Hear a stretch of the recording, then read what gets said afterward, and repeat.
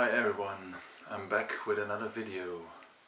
I'd like to say thank you to all who watched my previous videos, liked and subscribed. I really appreciate it. This time my previous video was I wasn't that happy with it. I'm gonna give this one more time and more time to relax, more time to explain, and I'm less nervous, less tired, so it should go better than last time. The topic of today is classic albums with their follow-up albums.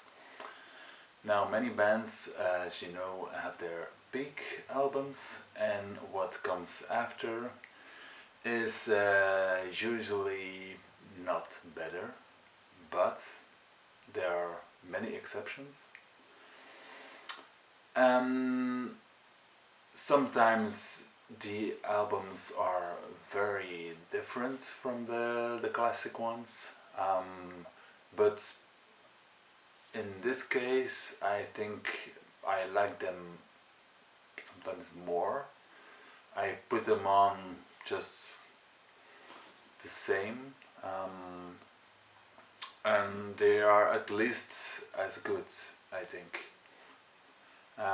Sometimes even better, but that's my opinion. The first example of an album that I like more than a classic one, but sometimes you can call the second one also a classic, but that's how you view it. The first example are these two. Life of Agony with River Runs Red, a hardcore metal classic from the 90s, and the follow-up is Ugly. The difference between the two is that this one is less hardcore but more like grunge and Sabbath-like riffs. The songwriting seems better, more room for the vocals and the emotion. But the thing about the vocals is they are very different from the first, I think, because there's more like wailing and sobbing, and I guess more the emotion of the content, the lyrical content really comes through in the vocals, I think. Also, if you like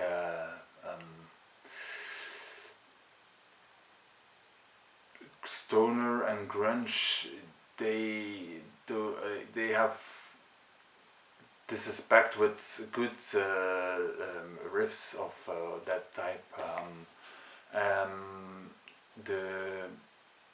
The reason I like this more is just personal.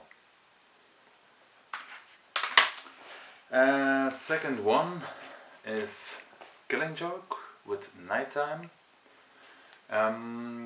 This is, of course, has the hit Love Like Blood. This is a very guitar driven record, but at the same time it's very danceable, very catchy.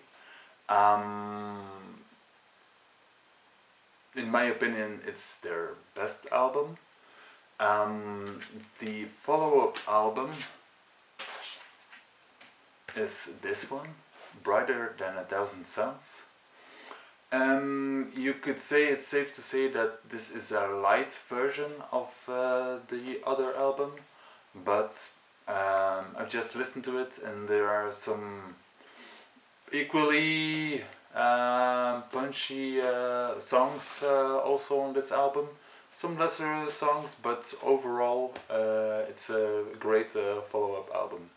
I play it quite regularly. It's if you want Killing Joke light, you can put on this one.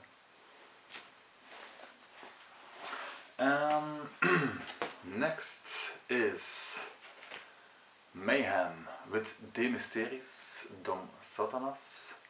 Yeah, most people know what this record is about. In many people's opinion, this is the template for black metal from then on. In influence to many bands. This one also impressed me quite a lot, but the follow-up album, I think,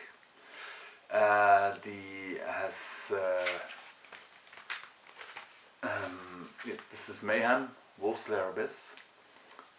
The follow-up is without the guitar player, so the songs are written by another guy. But there has some some elements from De Mysteries also, obviously, and they switched singers as well.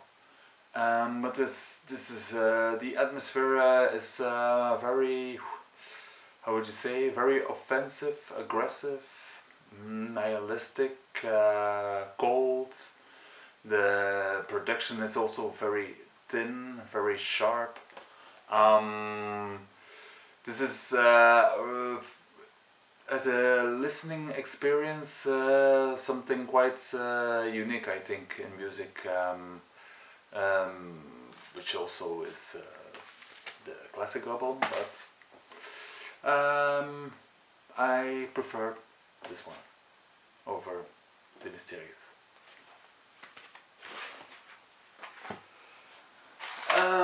Next up is, this is 3 albums, but I don't know if the second one, the one in the middle, counts as an album, but we have Alice in Chains, classic Dirt album. I don't want to say anything about this because this is just a great album, everyone knows this. They had this as a mini album after, but the songs are more acoustic, less heavy. This is one of my favorite albums, by the way, of all time, together with SAP, the SAP EP. This is double. But as a Alice in Chains album, I play this one more,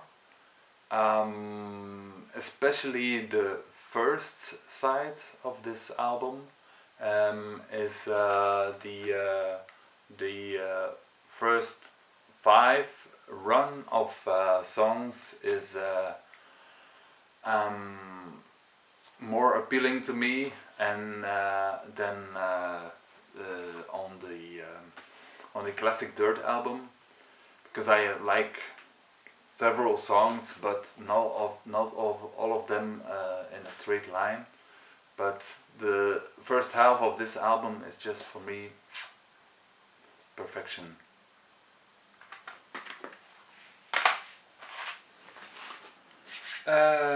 We have another one from a different genre, a different style. This is The Good Son by Nick Cave and the Bad Seeds. This is the Breakthrough album, I think. This has the Ship song, the Weeping song on it. It's more of a accessible Nick Cave album.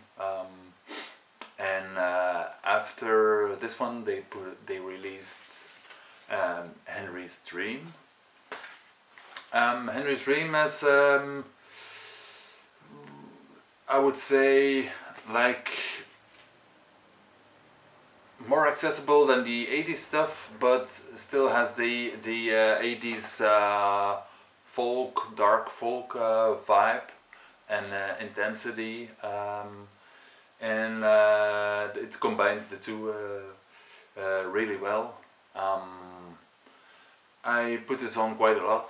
This is the last album I bought by them. I have almost all of their albums, and this is easily in my top 5 or top 3 maybe. Then we have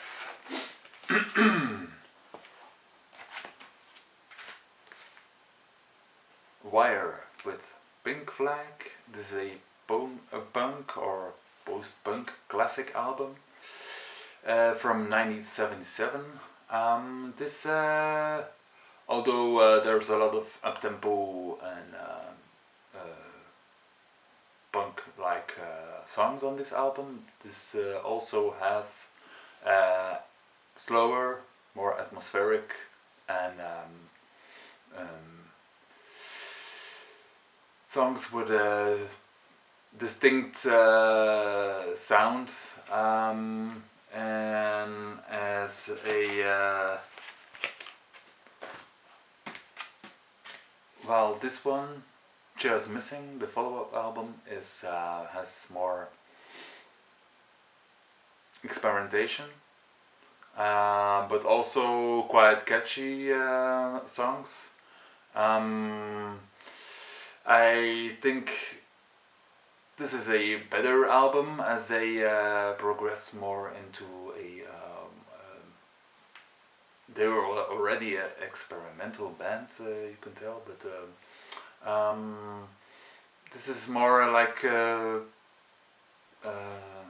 would you describe?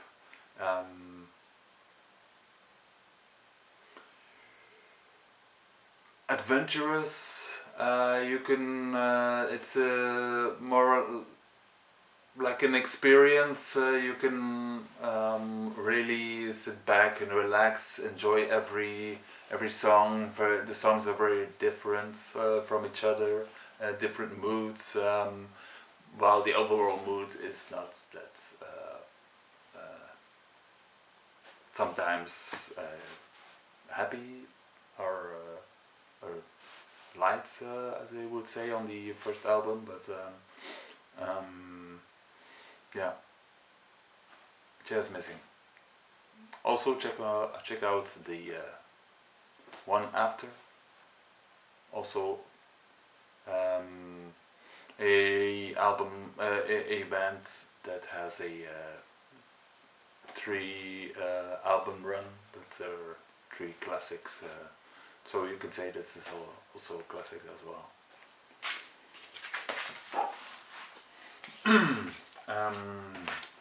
Then we have Slayer with Rain and Blood. To many people this is the best Slayer album, but not to me. I think this is the best Slayer album. This combines stuff from the classic Rain and Blood album with more like slower, more punchy, more accents, more I think more dynamics, more trying different guitar hooks, trying this yeah, it appeals. It's more appealing to me as in the variety of musicianship. Also, you can say that this has had a big impact on metalcore. I say like this is some kind of template for death metal, and this is like a template for metalcore. Just an opinion. Great album. I have bought this original in a almost mint condition. It's in great shape. One of my favorite albums of all time.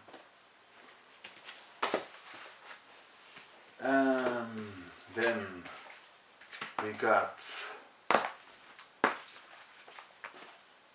the classic album Jimi Hendrix Experience. Are You Experienced? Okay, everyone knows this album. It's got all the hits on it, but the album after that, Axis Bold as Love, I like even more.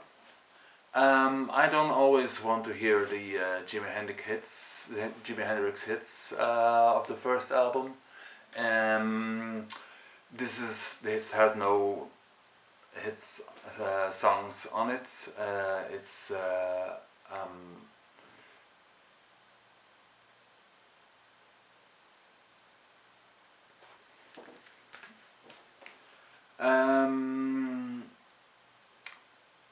I think it's overall a better album.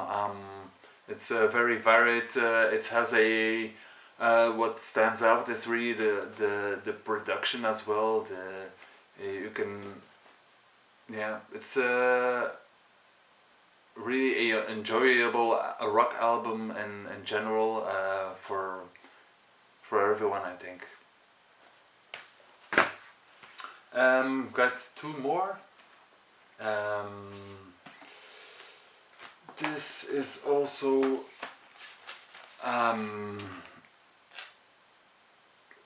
quite will divide the fans, I think. But usually I think more people will say that this is the classic Rancid album, and Out Come the Wolves, and the follow-up, Life Won't Wait. This is my favorite. Also, I think this album is also perfect, but this is quite long, but has a variety of songs that are very uplifting. The production, they spent a lot of time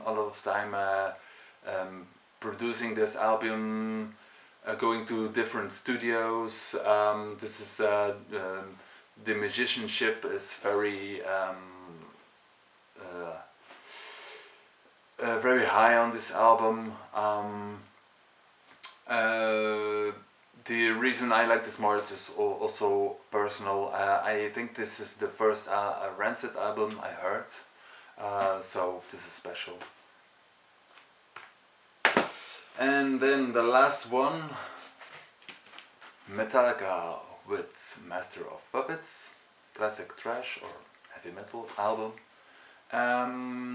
He has Master of Puppets, the title track, Battery, Orion, Damaged Incorporated, and Welcome Home Sanitarium, all great songs. The other songs I don't like so much, so I skip them. Whereas this album, the follow-up album, And Justice for All, I can listen the whole way through.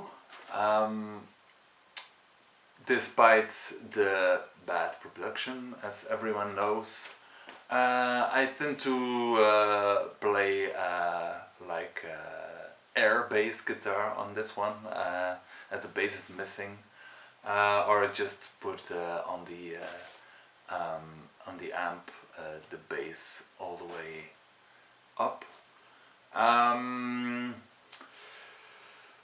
What can I say? I just think it's overall better. The